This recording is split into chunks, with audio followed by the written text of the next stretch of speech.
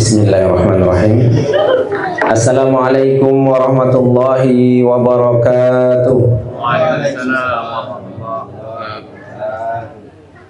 Alhamdulillahirabbil alamin. Alhamdulillah alladzi la yazidu fi mulkihi hamdal hamidun wa la yanqusu min juhudihi juhudal jahilun. Alhamdulillah alladzi la tanfa'uhu ta'ata man ata'a wa la tadurru ma'siyata man asa. Alhamdulillah alladzi la yughnihi syakara man syakar wa la yufaqiruhu kafara man kafar. Faman syakara fa innama yashkuru li nafsihi wa man kafara fa innallaha ghaniyyun hamid. Asyhadu an la ilaha illallah wahdahu la syarika lah wa asyhadu anna Muhammadan abduhu wa rasuluhu nabiyya ba'dah. Allahumma fashalli wa sallim wa barik ala Muhammad wa ala alihi wa ashabihi wa man tabi'ahum bi ihsan ila yaumil ba'ts. Gimana nih Bapak Ibu, masih semangat puasa? Semangat. Ini kalau ngisi ceramah buka itu kayaknya panjang waktunya Pak. Lama banget, ini jam 5 baru ya, masih sejam lagi Pak. Bapak Ibu yang dirahmati oleh Allah Subhanahu wa Ta'ala, segala puji nikmat milik Allah Subhanahu wa Ta'ala. Hadir kita di tempat ini semoga mendatangkan keberkahan buat kita semua. Salawat salam kita limpah curah pada Nabi kita Muhammad sallallahu alaihi wasallam. Dalam sebuah hadis Rasul mengatakan, "Lis-shaim farhatan." Orang puasa itu punya dua nikmat. Yang pertama kata Nabi, farhatun inda fitrihi. Dia bahagia, dia senang ketika berbuka. Makanya kalau kita mau buka puasa ini semangat Pak. Karena nikmat kata Allah. Dan yang kedua yang paling keren, wa farhatun inda liqa'i rabbi. Kebahagiaan, kenikmatan kedua itu ketika berjumpa dengan Allah. Kenapa bahagia? Karena puasa ini amal istimewa. Pahalanya paling banyak di sisi Allah Subhanahu wa Ta'ala. Dalam hadis lain Nabi mengatakan, kullu amal ibni Adam tudha'af lahu. Semua amal manusia itu Allah lipat gandakan pahalanya 10 sampai 700 kali lipat. Illa siyam, kecuali puasa. Fa innahu li wa ana ajzi. Puasa itu milikku kata Allah. Maka aku akan balas, aku akan memberikan ganjaran sebanyak yang aku suka. Kalaulah amal biasa 700 kali lipat, kalau puasa ini bisa ribuan Pak. Maka istimewa puasa ini. Di dalam kitab 175 jalan menuju surga, Abu Hurairah bercerita, ada dua laki-laki rojulani aslama ma'an Nabi sallallahu alaihi wasallam. Dua laki-laki masuk Islam. Laki-laki pertama qutila hatta tushhid. Habis masuk Islam ikut perang, mati syahid. Jadi Bapak Ibu yang dirahmati oleh Allah, kalau ada orang non muslim masuk Islam, saat dia bersyahadat itu dosanya langsung bersih, nggak punya dosa. Ini laki-laki baru masuk Islam nggak punya dosa, sudah gitu ikut perang, mati syahid lagi. Oh, ini istimewa sekali laki-laki ini. Bahkan Nabi menjelaskan di antara keutamaan orang mati syahid itu yughfar min awwali qatratin minad dam. Ada 6 keistimewaannya. Yang pertama adalah diampuni seluruh dosanya dari tetesan darah pertama. Yang kedua, la yas'ur an-naza. Tidak merasakan sakit sakaratul maut. Maka kita lihat banyak video tayangan orang yang hancur badannya, saudara kita di Palestina, kadang senyum-senyum Pak. Karena dia nggak ngerasakan sakit. Kemudian yang ketiga, syahid. Syahid itu menyaksikan. Jadi dia sudah lihat bidadari surga, tempat duduknya, istana, dia sudah lihat. Maka dinamakan syahid. Yang keempat, asima min fitnatil qabr. Dijauhkan dari siksa kubur. Jadi orang mati syahid nggak dapat siksa kubur sama sekali. Yang kelima ini keren. Yushaffa sab'ina min aqaribihi. dia diizinkan membawa 70 karib kerabatnya masuk surga. Makanya orang-orang Palestina kalau mati syahid itu Pak, dia diizinkan mengajak 70. Maka kita sering-sering bantu orang Palestina Pak. Kenapa? Rasa-rasanya kalau dia nyari kerabatnya di Palestina udah habis Pak. Dia bilang nanti kayaknya di Mutiara Gading ada tuh yang pernah bantu saya. Ambillah 10 biji katanya. Wah luar biasa Pak. Dan yang terakhir keenam, dia akan dikasih hadiah oleh Allah 72 bidadari surga. Ya Allah, kita dapat 2 aja Pak, semangat itu Pak. 72 aja Pak. Kenapa? Orang masuk surga itu minimal bidadarinya kalau laki-laki dapatnya 2. Karena di dunia 1 Pak, kita nggak berani 2 Pak. Jadi jamaah yang dirahmati oleh Allah, ini laki-laki pertama masuk Islam, ikut perang, mati syahid. Laki-laki kedua asya ama qabla ba'dahu. Hidup setahun setelahnya. Hidup setahun, mati juga. Tapi nggak mati syahid. Tapi yang luar biasa, yang Allah masukkan ke surga lebih dulu laki-laki kedua. Maka sahabat bernama Thalhah bin Ubaidillah bingung, kok bisa ya? Laki-laki pertama kan hebat banget, nggak punya dosa, ikut perang, mati syahid lagi. Laki-laki kedua hidup setahun, pasti dosa Pak. Jangankan setahun, sehari aja kita hidup dosa banyak Pak. Setahun. Kemudian Thalhah nanya, fa asbahtu ila Nabi sallallahu alaihi wasallam. Pagi-pagi aku cari Nabi, aku cerita, aku tanya kenapa, apa sebabnya, kok laki-laki kedua lebih dulu masuk surga. Ternyata Nabi jawab apa Pak? Alaysa qad shoma ba'dahu Ramadan. Dia ketemu bulan Ramadan enggak? Dia puasa enggak di Ramadan itu? Dan selama setahun dia sudah sholat 6.000 rakaat lebih. Nah puasanya dan sholatnya itulah yang menyebabkan dia istimewa. Jadi jamaah yang dirahmati Allah, dihadirkan kita di tengah-tengah bulan Ramadan ini hadiah dari Allah Subhanahu wa Ta'ala. Maka jangan sampai berlalu menit dan detik kecuali bernilai ibadah di sisi Allah Subhanahu wa Ta'ala. Kalau ada pahala dilipat gandakan berkali-kali lipat, maka dosanya juga ngeri Pak. Saya kadang bingung kalau melihat ada orang nggak puasa. Lewat PTI kemarin ada warteg Pak, ketutup spanduk. Tapi saya nengok ke bawah, kakinya banyak banget Pak. Coba deh Bapak lewat PTI di pasar, ada warteg situ, ketutup kayak spanduk itu separuh. Tapi kalau Bapak tengok di bawah banyak kakinya. Banyak orang sahur jam 12 siang. Jamaah yang dirahmati oleh Allah, ngeri. Kenapa? Nabi pernah cerita, diajak jalan-jalan, bukan ke Ragunan jalan-jalannya, ke alam barzah Pak. Tiba-tiba aku diajak 2 malaikat. Sampailah aku di samping tebing yang sangat terjal, kata Nabi. Malaikat mengatakan, Is'ad ya Muhammad. Muhammad, daki tebing ini. Nabi jawab, wah ini curam banget. Inilah utiku dzalik. Aku nggak sanggup daki. Sanusahilu laka dzalik. Aku akan mudahin. Allah akan mudahkan kau bisa daki. Tiba-tiba dengan mudahnya Nabi naik. Fa idza wasaltu ila a'lal jabal. Ketika aku sampai puncak gunung yang paling tinggi itu, fa idza bisautin azim, kata. Aku dengar teriakan, jeritan, raungan orang disiksa, kata Nabi. Summal tafattun nazar. Aku balik badanku, aku lihat ke arah suara. Fa idza bi rajulin mu'allaqaini bi arjulayhima. Tiba-tiba aku melihat, kata Nabi, laki-laki digantung hidup-hidup Pak. Kakinya di atas, kepalanya di bawah. Kemudian ada malaikat yang menguliti pelan-pelan. Dalam keadaan hidup, dikuliti hidup-hidup. Menetes darah segar dari gigi gerahamnya. Jadi jamaah, kalau mau berani ninggalin puasa, ingat nih siksanya. Ini siksa kubur nih, DP-nya ini. Bagaimana di neraka nanti.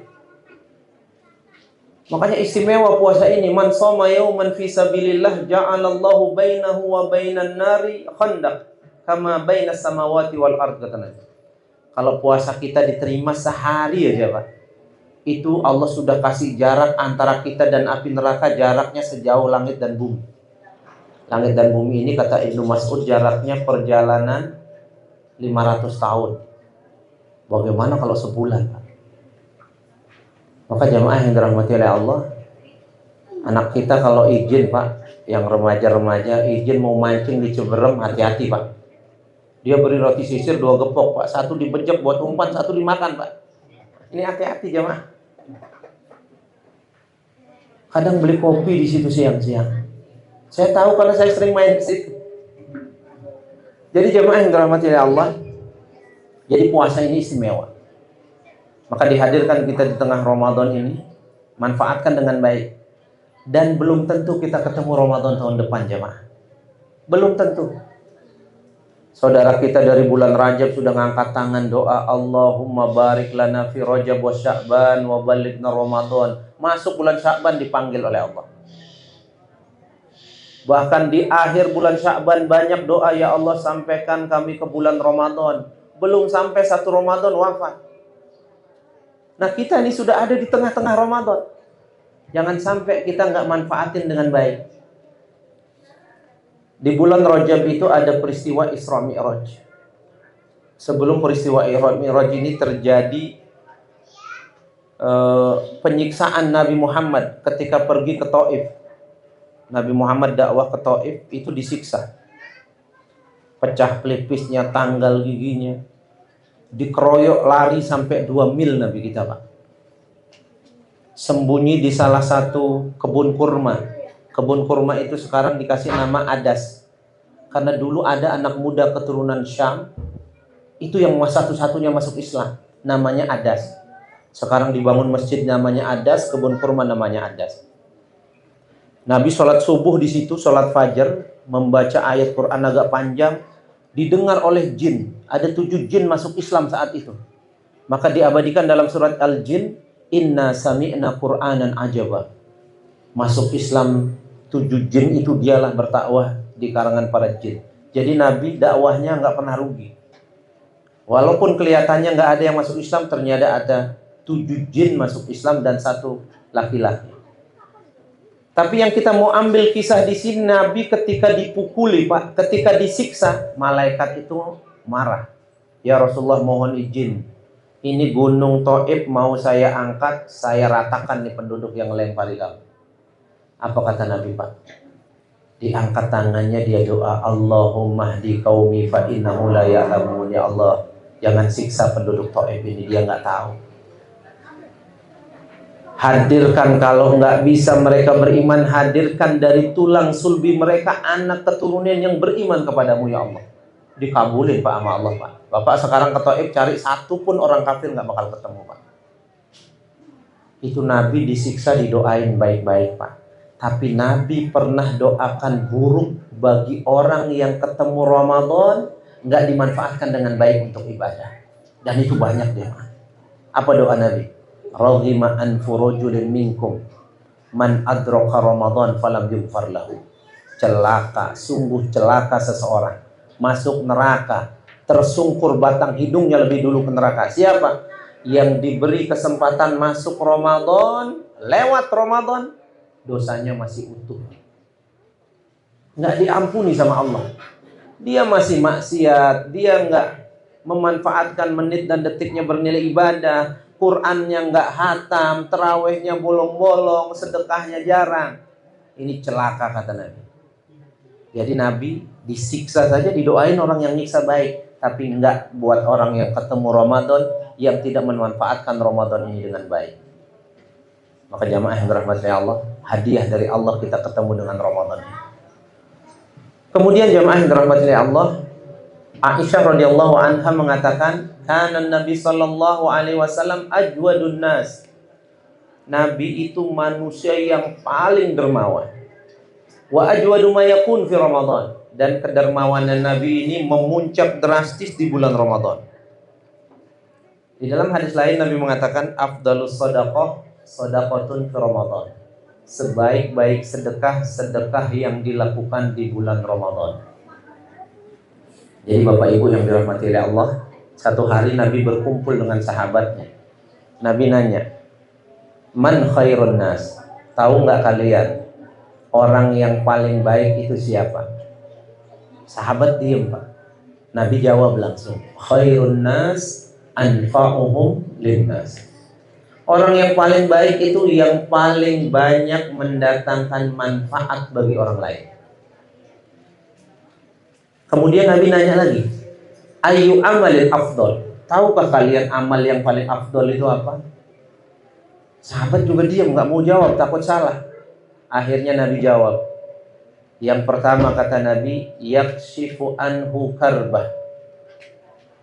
Membantu menyelesaikan kesulitan orang lain. Kalau ada saudara, kerabat, warga yang punya masalah, kita bantu selesaikan masalahnya, Pak. Ini amalan yang paling baik. Wa yaqdi anhu dainan. Ada orang yang dililit hutang, sudah diusir-usir dari kontrakan, kita bisa bantu jamaah. Ini juga amal yang baik. Wa yatrudu anhu ju'an. Membantu mengenyangkan perut orang yang kelaparan. Ini juga amal yang luar biasa. Bahkan Nabi di akhir hadis ini mengucapkan apa? Wali an amshiya ala akhin fi hajah khairun min an a'takifa fi hadzal masjid syahra.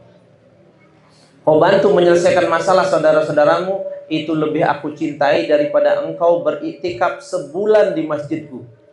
Bayangin Pak, kita haji, kita umroh misalnya 3 hari biasanya, 4 hari di Masjid Nabawi itu udah nikmat, kadang nggak mau pulang ke hotel Pak.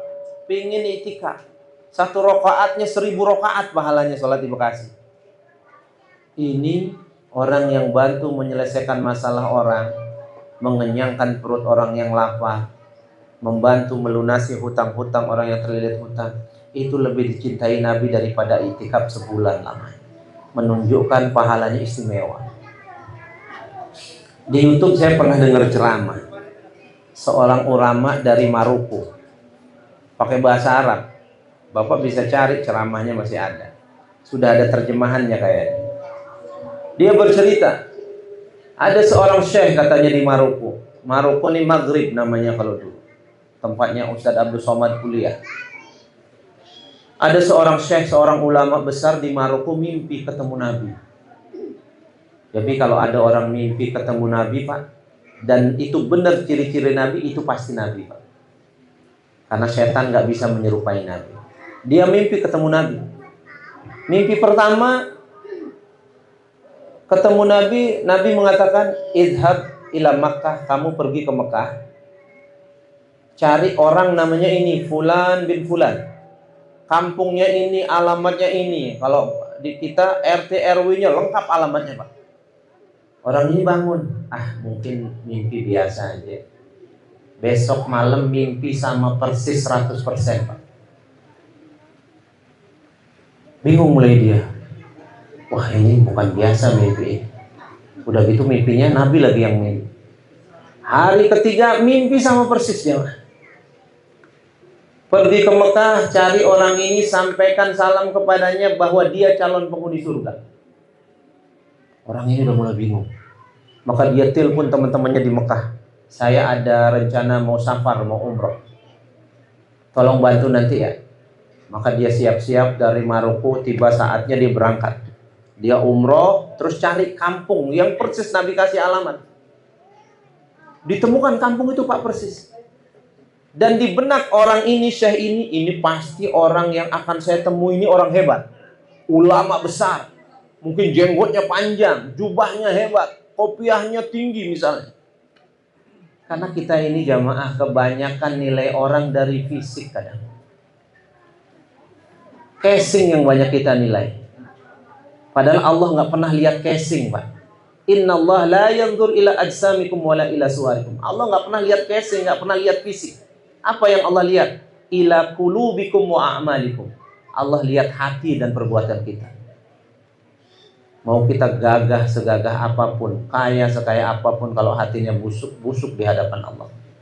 Mau kita hina dina rakyat jelata, kalau di sisi Allah kita orang baik di sisi Allah. Maka jamaah orang ini juga mikir begitu. Ini pasti yang saya temui ini orang hebat. Ternyata kaget dia Pak. Yang dia temui wajahnya nggak ada nampak wajah calon penghuni surga. biasa kayak rakyat pada umumnya, bahkan lebih hina dari segi tampilan.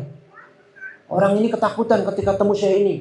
Maaf Bapak, benar namanya Fulan bin Fulan? Iya Pak. Alamatnya ini benar? Iya Pak. Tapi Bapak kayak salah orang Pak. Bukan saya kali Pak. Jangan saya Pak, saya takut. Enggak, benar ini Bapak. Benar Pak. Begini Pak, saya mimpi 3 kali ketemu Nabi. Dan Nabi nyampaikan salam buat Bapak. Nabi bilang Bapak calon penghuni surga. Mustahil Pak katanya. Wong saya sholat jarang khusyuk Pak. Saya amal soleh juga nggak banyak. Saya tinggal dekat Ka'bah, jarang sekali saya umroh. Saya orang paling nggak benar di kampung ini Pak. Kayaknya salah alamat Pak. Tapi Bapak namanya ini kan? Iya Pak. Coba deh Pak ingat-ingat. Insya Allah Bapak punya amal istimewa yang mungkin kami nggak tahu. Coba diingat-ingat Pak. Ternyata dia merenung sebentar. Dia bilang, apa ini kalian? Apa itu Pak? 3 bulan yang lalu ada tetangga saya meninggal suaminya. Dia meninggalkan 1 istri dan 3 anak kecil, anak yatim. Dan perempuan ini gak ada penghasilannya. Maka saya bilang sama istri saya izin ya, sebagian rizki kita bagi ke janda ini dan anak yatim. Kita urus hidupnya dia sampai dia bisa cari nafkah sendiri. Akhirnya saya itu baru terperanjat Pak. Wah ini penyebabnya Pak. Langsung dia ingat sebuah hadis dari Nabi SAW. As-sa'i ala armalati wal miskin kal mujahid fisabilillah. Orang yang rajin menantuni janda dan anak yatim, pahalanya sama seperti berjihad di jalan Allah. Ini Pak penyebabnya Pak. Ya udah Bapak luar biasa Pak. Saya mohon izin Pak. Bapak saya ajak ke Mekah yuk, umroh yuk. Saya beliin baju. Bapak mandi dulu bersih-bersih. Akhirnya mau dia. Berangkatlah ini ke Mekah. Dia tawaf, sa'i, kemudian tahallul, selesai umroh. Biasanya kalau kita mau pulang Pak dari meninggalkan tanah suci Mekah, sunnahnya itu kita tawaf. Namanya tawaf wada, tawaf perpisahan. Ini biasanya kalau yang baru sekali-sekalinya umroh, sekali-sekalinya haji, sedih banget Pak. Karena kembali apa enggak tahu kita. Beda sama orang yang sering, biasanya sedih banget. Doanya pasti khusyuk, tawafnya pasti sambil nangis. Nah, orang ini juga sama Pak. Walaupun dia tinggal dekat Ka'bah, karena dia jarang tawaf, jarang umroh, dia tawaf. Setelah tawaf itu kan ada sunnah sholat di belakang makam Ibrahim, 2 rakaat. Nah, Syekh ini duduk, dia sudah selesai, dia liatin nih laki-laki tadi yang dapat salam dari Nabi itu sholat. Kata Syekh, saya belum pernah ngelihat orang kayaknya sholatnya khusyuk banget. Dari takbir nangis terus Pak. Jadi jamaah yang dirahmati oleh Allah, pernah nggak kita ngerasakan sholat malam sampai nangis Pak? Pernah nggak kita ngerasakan doa sampai nangis? Kalau pernah, itu hebat Pak. Itu hadiah dari Allah Pak. Kalau belum bisa Pak, tangisi Pak. Tangisi diri Bapak yang nggak bisa nangis kalau doa Pak. Jadi kalau kita ngelihat ada orang kok bisa nangis doa Pak, ini nikmat Pak. Kenapa? Kontrotan la yamassuhumun nar, 2 tetesan yang nggak akan disentuh api neraka. Yang pertama tetesan air mata menangis berdoa takut akan siksa Allah. Yang kedua tetesan darah di medan perang. Jadi kalau kita seumur hidup Pak belum pernah doa sambil nangis, malah kita kehilangan motor nangis kadang Pak, kehilangan HP nangis, doa nggak pernah nangis, nonton sinetron nangis, ya Allah. Ada ibu-ibu nonton film India nangis, nonton drakor nangis lah, ngaji nggak pernah nangis. Ini hatinya keras, hatinya hitam legam biasa. Jadi Bapak kalau pergi ke masjid, ada orang doa kok nangis, iri Pak. Itu hebat orang itu. Bukan cengeng dia. Itu orang yang hebat, yang dicintai oleh Allah. Sampai Abu Bakar bilang, fa'in lam tabku fatatabaku. Kalau nggak bisa nangis, buat seolah-olah nangis. karena air mata yang menetes, karena menangis berdoa sama Allah, nggak akan disentuh api neraka. Jadi orang ini nangis sholat, Pak. Nangis, kemudian dia sujud terakhir, lama banget sujudnya. Akhirnya kok kelamaan nih sujud nih. Dipegang sama laki-laki syekh ini, Pak. Didorong sedikit, ternyata jatuh, sudah wafat, Pak. Bayangin, Pak. Nabi nggak salah nitip salam sama dia. Amal terakhirnya itu sholat habis umroh depan Ka'bah, belakang makom Ibrahim, wafat di sana, Pak. Ada nggak bang berani bilang ini su'ul khotimah? Kita meninggal dalam keadaan wudhu aja itu tanda husnul khotimah, Pak. Ada orang habis wudhu mau ke masjid di husnul khotimah. Ini bukan lagi di masjid, ini di tengah Masjid Nabawi yang 1 rakaat pahalanya 100.000 rakaat. Bapak Ibu yang dirahmati oleh Allah, kalau ada orang umroh sholat zuhur saja 4 rakaat itu pahalanya 400.000 rakaat. Sholat di Bekasi, Pak. Kalau ada orang belum pernah umroh, dia sholat di Bekasi untuk menyaingi pahala sekali sholat zuhurnya orang yang umroh, itu dia butuh umur 200 tahun, Pak. Maka jamaah yang dirahmati oleh Allah, Nabi berpesan sama kita semua, la tusyaddur rihal. Jangan pernah bercita-cita tinggi untuk melakukan safar perjalanan kecuali ke 3 tempat. Tempat pertama kata Nabi, Masjidil Haram. Masjidil Haram. Boleh haji, boleh umrah. Kenapa? Sholat 1 rakaat pahalanya 100.000 rakaat. Mau nyari di mana kayak begitu, Pak? Kita sholat di masjid kita ini sampai hitam bidat kita, nggak bisa nyaingin zuhurnya, Pak. Makanya jamaah yang dirahmati oleh Allah, kalau ada rizki kita harus tinggi, bisa umroh minimal. Syukur-syukur bisa haji kita. Maka balasan orang naik haji apa kata Allah? Al-hajjul mabrur laisa lahul jaza ilal jannah. Haji yang diterima nggak ada balasan yang pantas kecuali wajib orang ini masuk surga. 40 hari, Pak, sholat di situ, Pak. Nah kita sekali aja sholat zuhur mau nyaingin orang yang belum pernah ke sana butuh umur 200 tahun. Sholat yang kedua, wa masjidi hadza, masjidku ini, Masjid Nabawi, 1 rakaatnya 1000 rakaat sholat di Bekasi, Pak. Wa Masjidil Aqsa, mudah-mudahan segera merdeka ini. Dan Masjid Al-Aqsa 1 rakaatnya 500 rakaat sholat di Bekasi, Pak. Kiblat pertama umat Islam. Nabi sudah pernah sholat di sana. Makmumnya 124.000 ruh para Nabi sebelum Mi'raj. Makanya kita tahu jumlah Nabi dan Rasul itu, karena jumlah Nabi dan Rasul itu semua ikut sholat di Masjidil Aqsa saat Nabi mau Mi'raj. Saat itulah Nabi dikasih gelar Sayyidul Anbiya wal Mursalin.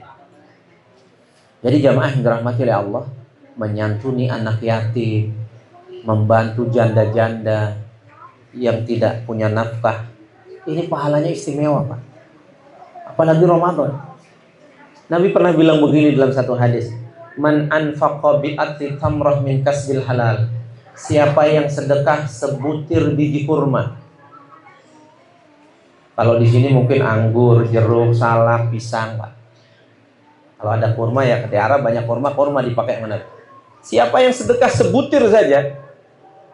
Tapi tolong kata Nabi, pastikan sedekahmu, santunanmu min kasbil halal, dari rezeki yang halal. Jangan rezeki habis ngoplos pertamax, Pak. Saya sampai sekarang masih kesel, Pak. Tiap hari ngisi pertamax taunya palsu. Saya nggak ridho dunia akhirat, Pak. Saya tuntut nanti di akhirat itu. Biarin aja. Tiap hari motor saya pertamax, mobil kadang pertamax biar nggak ngantri. Palsu, Pak. Itu kalau disedekahin, Pak, duitnya nggak ada pahalanya sedikit pun, Pak. Ada orang korupsi, dia pergi ke Mekah, Pak. Sekeluarga, habis ngambil wikot dia teriak, labbaik Allahumma labbaik. Tahu jawaban malaikat, Pak? La labbaik, kata malaikat. Ngapain ke sini? Nggak ada labbaik, nggak ada. Wala sa'dak, nggak ada kebahagiaan. Zadukal haram. Inti kan kesini pakai uang haram. La tuqbalu sadaqah min gulul. Sedekah kita, Pak, santunan kita nggak akan pernah Allah terima kalau dari rezeki yang tidak jelas kehalalannya. Tapi kalau halal jamaah, sebutir anggur ini, fayurabbiha kata Nabi, aku akan lipat gandakan hatta yakunu mislul jabal, sampai kalian nanti masanya dihisab, dihitung amal kalian oleh Allah, kalian kaget nanti. Kenapa? Satu butir biji kurma itu sudah sebesar gunung yang paling tinggi, memperberat timbangan amal baik di sisi Allah Subhanahu wa taala. Jadi jamaah yang dirahmati oleh Allah, pernah dulu saya cerita di masjid bahas sifat kematian. Insya Allah yang hadir masih ingat, kalau enggak lupa berarti Pak. Di antara sifat kematian itu indahus sakarat. Sifat kematian itu ada sakaratul mautnya Pak. Kita pasti mengalami sakaratul maut Pak.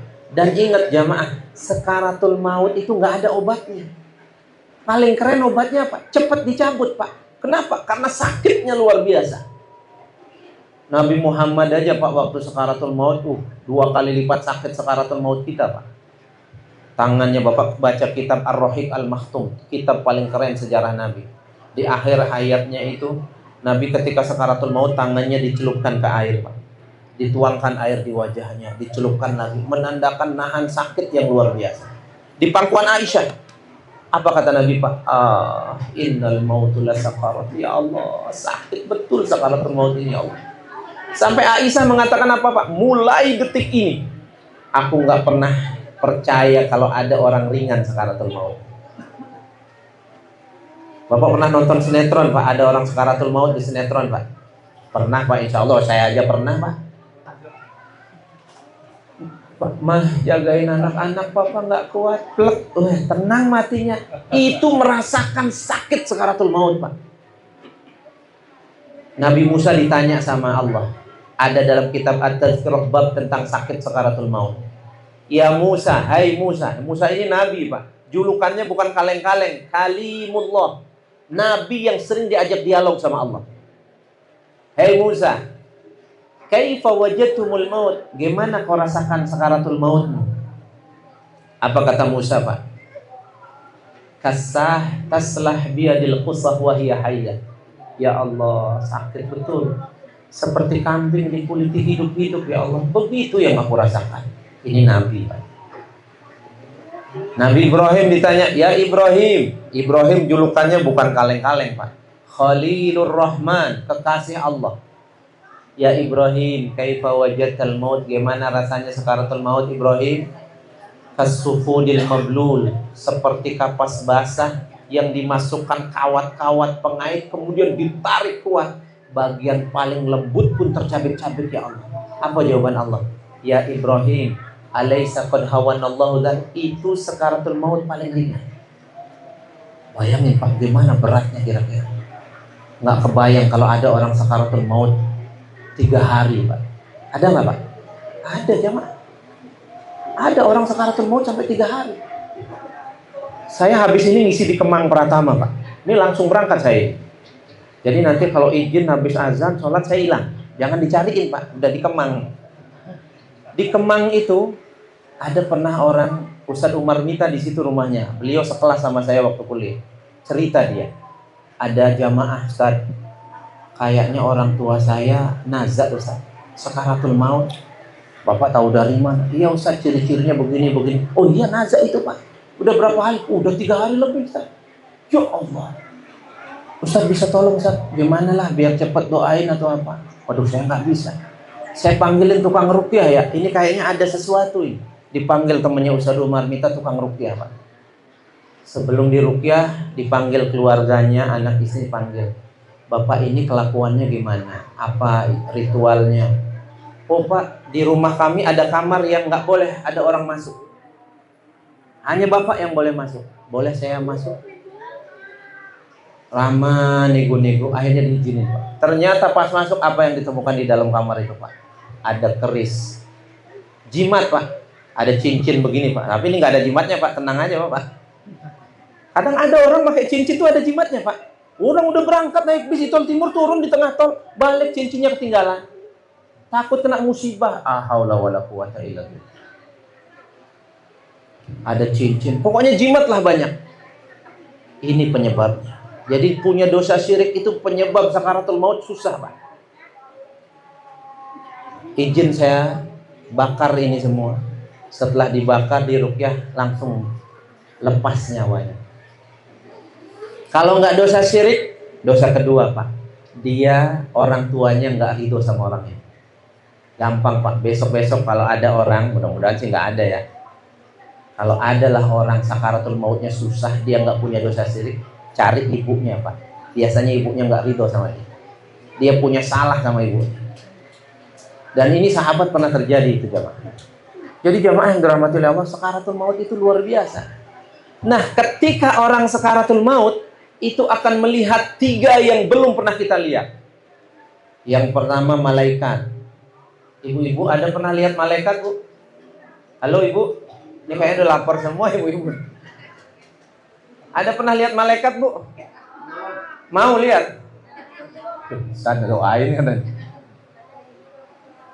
Orang sakaratul maut nanti lihat malaikat maut, Pak. Kalau kita baca kitab ngelihat malaikat maut tuh ngeri banget, Pak. Nabi Muhammad pernah ngelihat malaikat Jibril, bentuk aslinya langsung demam, Pak. Langsung demam. Lah ini kita bukan ngelihat malaikat Jibril, nggak mungkin kita ngelihat malaikat Jibril. Yang pasti kita lihat malaikat maut, Pak. Entah kapan waktunya. Bahkan di dalam satu riwayat hadisnya dhaif, tapi ditulis oleh Imam Qurtubi, la mu'ayanatul malakul maut asyaddu bidarbi bisayf alfamarrah. Itu kita kalau ngelihat malaikat maut bentuk aslinya seperti leher ini digorok 1000 pedang di tempat yang sama, Pak. Saking seremnya malaikat maut, Pak. Tugasnya nyambut nyawa, sadisnya luar biasa. Yang kedua, kita akan melihat syaitan saat sakaratul maut itu menggoda kita untuk pindah agama, Yahudi atau Nasrani. Hanya 2 pilihan. Dan yang ketiga, Pak, yang ketiga, orang sakaratul maut akan melihat pertama kali pahalanya. Bu, ada yang pernah lihat pahala, Bu? Wah, habis terawih ibu keluar masjid melihat segunung pahala gitu. Ada, Bu? Nggak ada, karena gaib. Maka ciri orang bertakwa alladzina yu'minuna bil ghaib, yang mengimani adanya pahala yang nggak nampak. Maka kalau ada orang pinter dia nyari pahala, ini orang bertakwa, Pak. Ini orang kok hatam Quran 3 kali. Ada nggak orang yang sudah hatam Quran 3 kali, Pak? Ada, Pak. 4 kali, 5 kali.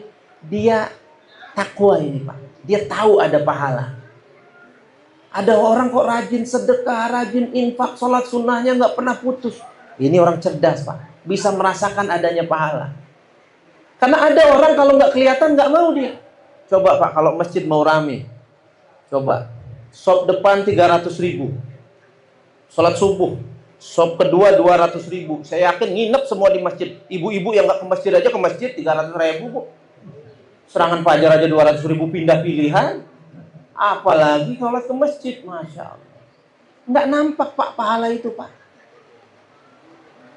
Tapi pertama kali kita lihat pahala itu saat sakaratul maut.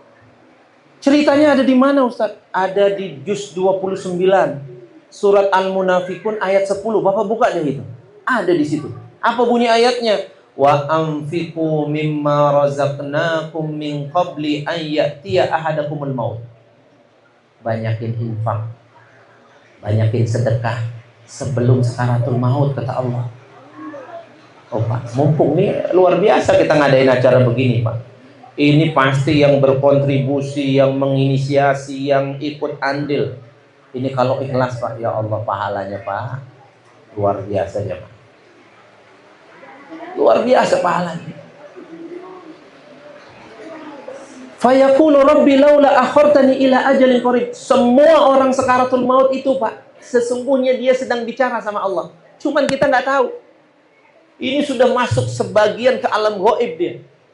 Dia bilang apa? Rabbi laula akhartani ila ajalin qarib. Ya Allah, boleh nggak sakaratul maut ini ditunda? Lihat jam dulu nih, takut lewat. Udah kering banget tenggorokan. Masih lama, Bu. Tega banget panitia, sejam disuruh ngomong. Saya di Kemang tadi udah di WA, Ustaz, jangan lebih dari 15 menit. Itu habis tarawih. Di sini belum ada minum. Sejam disuruh ngomong, lah haula wala quwata. Mau duluan kagak enak. Bapak Ibu yang dirahmati oleh Allah, orang yang sakaratul maut itu pertama kali dia lihat pahala. Itu bilang dia sama Allah, Rabbi laula akhortani ila ajalin qarib. Ya Allah, boleh nggak sakaratul maut saya ini ditunda? Beberapa saat saja. Mau ngapain kata Allah? Ditunda. Ternyata jawabannya bukan saya mau puasa ya Allah, saya mau sholat ya Allah. Ternyata pilihannya apa Bu? La asaddaq kata Allah dalam Al-Quran. Aku mau sedekah ya Allah. Loh kenapa sekarang baru mau sedekah? Ya Allah 1000 perak sedekah saya 700 kali lipat. Bayangin Pak, yang hari ini 100.000 kali 700 kali lipat Pak. Bahkan bukan 700 ini Ramadan jamaah, beratus bahkan beribu-ribu kali lipat jamaah. Kalaulah sebutir kurma saja sebesar gunung, maka bagaimana kita ikut kontribusi, Masya Allah. Jadi jamaah, sedekah ini luar biasa pahala.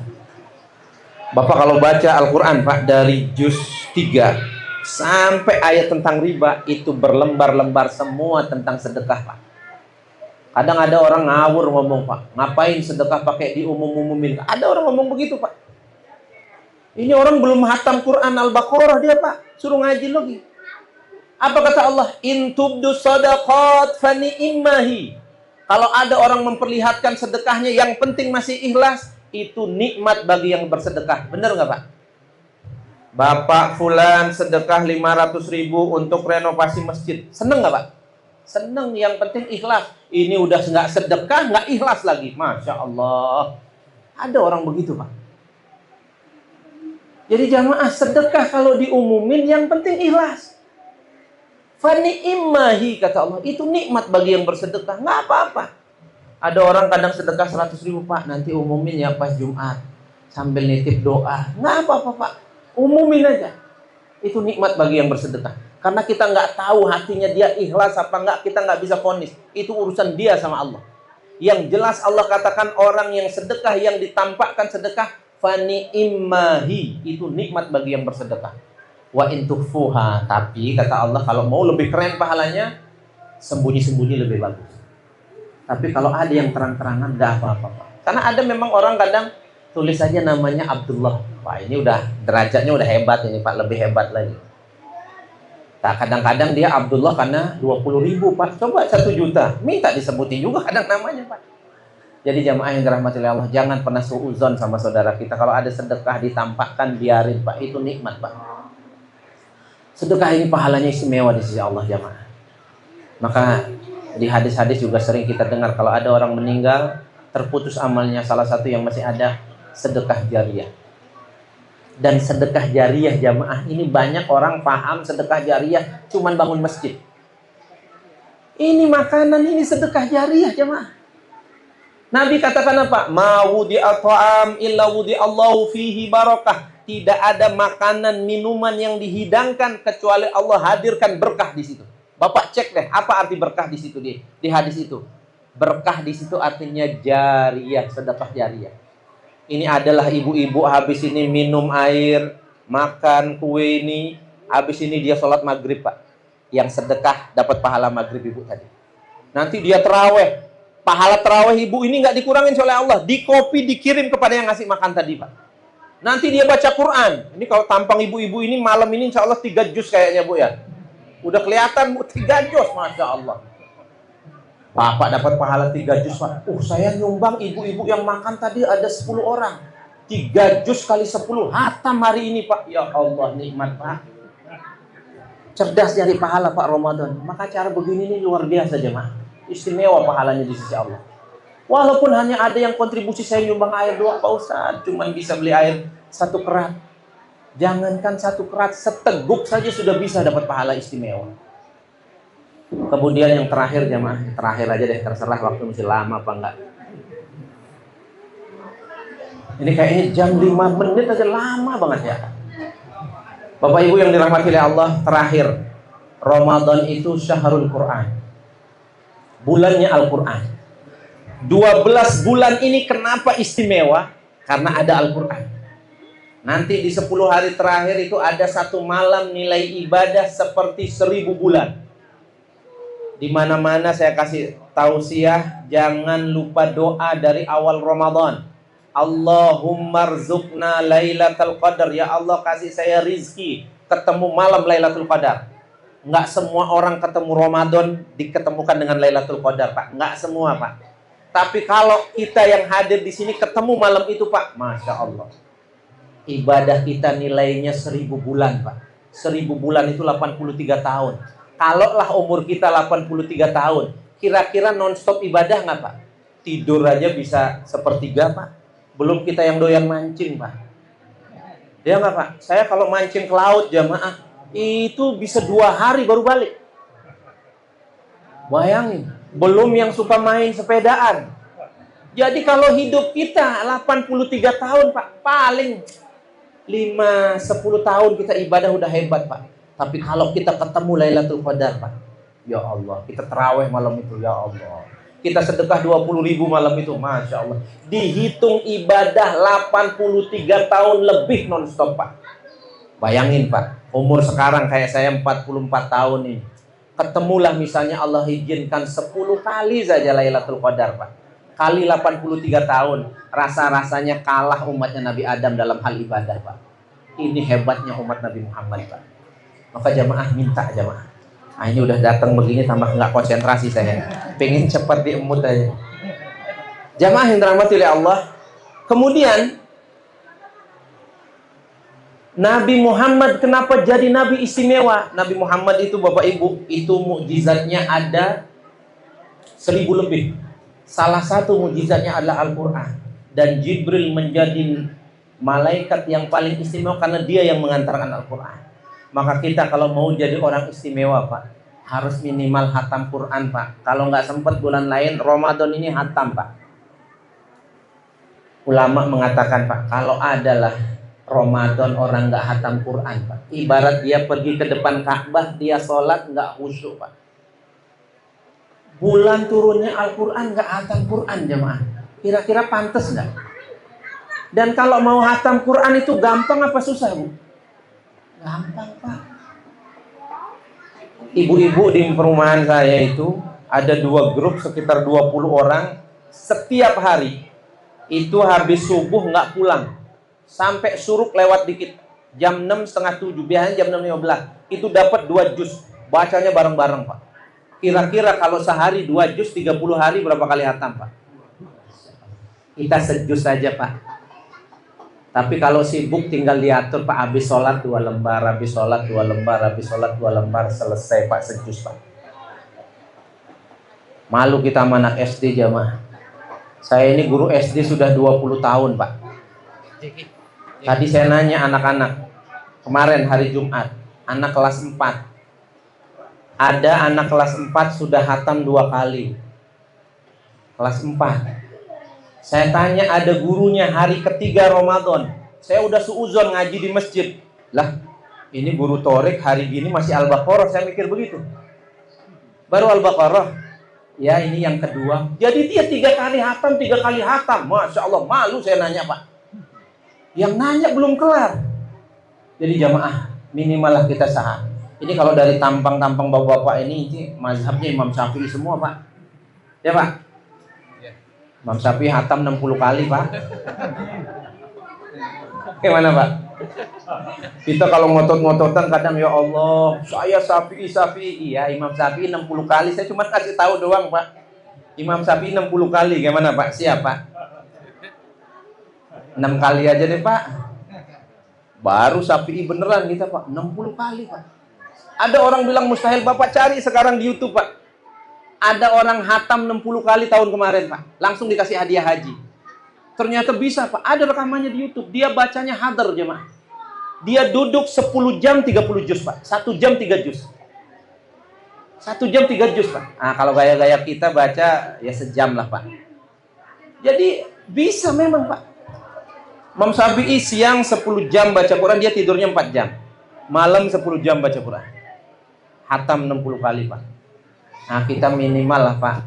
Ya kita sepakati aja, Pak. Kalau nggak 60, 6 kali. Gimana, Pak?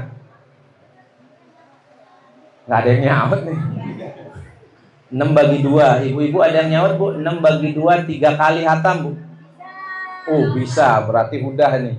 Kalau yang jawabannya kencang sudah insya Allah, masya Allah. Ibu-ibu belakang saya jangan minimal sekali Bu. Ya Allah, kalau Ramadan ini nggak hatam Pak, mustahil bulan lain hatam Pak. Jamaah yang dirahmati oleh Allah, karena ini sudah depan sudah ada begini nih, agak susah konsentrasi, kita doa aja Bu. Kita doa, nanti sisanya silahkan lah. Baik Bapak Ibu yang dirahmati Allah, ini waktu mustajab doa ini. Waktu mustajab doa, adik-adik yang megang HP taruh dulu, kita doa dulu. Biar doa kita dikabul oleh Allah Subhanahu wa taala. Ya, diangkat tangannya. Yang bagi minuman di stop dulu sebentar ya. Biar kita khusyuk doanya ini. Lishaim da'watul la turad. Orang puasa doanya paling cepat dikabulkan menjelang berbuka. Alhamdulillahirabbil alamin. Hamdan na'imin, hamdan syakirin, hamdan yuwafi ni'amahu wa yukafi'u mazidah. Ya Rabbana lakal hamdu wa lakal syukru kama yanbaghi li jalali wajhikal karim wa li 'azimi sultanik. Allahumma salli ala sayyidina Muhammad wa ala alihi wa sahbihi ajma'in. Allahumma sahhil kulla umurana. Ya Allah, mudahkan segala urusan kami ya Allah. Wa umur auladina, mudahkan segala urusan kedua orang tua kami ya Allah. Wa umur asatidatina, mudahkan segala urusan guru-guru kami ya Allah. Wa umur jami'il muslimin wal muslimat, mudahkan segala urusan muslimin muslimat ya Allah. Allahumma la tada' lana dzamban illa ghafartah. Ya Allah, kami yang hadir di sini jangan biarkan berpisah kecuali seluruh dosa-dosa kami pemaafkan ya Allah. Wala hamman illa farajtah, kegelisahan hati kami hadirkan ketenangan batin ya Allah. Wala maridan illa syafaitah, yang punya penyakit dalam dirinya sembuhkan ya Allah. Wala dainan illa qadaitah, yang dililit hutang piutang lunasi ya Allah. Wala hajah min hawaijid dunya wal akhirah, seluruh hajat kebutuhan dunia akhiratnya illa yassartahu birahmatika ya arhamar rahimin, mudahkan ya Allah ya arhamar rahimin. Allahumma inna nastaudi'uka anfusana wa ahlina wa ikhwanina wa jiranina wa biladina ya hafidh innaka ala kulli syai'in qadir. Ya Allah yang maha menjaga, kami titipkan diri kami, anak keturunan kami, tetangga kami, saudara kami, negeri kami ya Allah. Jauhkan dari berbagai macam bala, musibah, bencana. Allahumma a'tiq riqabana minan nar. Ya Allah, jauhkanlah kami, kedua orang tua kami, guru-guru kami, saudara-saudara kami, muslim dan muslimat dari siksa api neraka ya Allah. Allahumma rzuqna lailatul qadar ya Allah, beri kami rizki tahun ini mendapat lailatul qadar ya Allah. Allahumma ij'al auladana wa dzurriyyatana min ahlil Qur'an. Ya Allah, jadikan anak kami, anak keturunan kami, anak-anak yang senantiasa membersamai Al-Qur'an ya Allah. Allahumma ij'alhu najihan fi hayati dunya wal akhirah, jadikan anak-anak kami anak-anak sukses dunia akhiratnya ya Allah.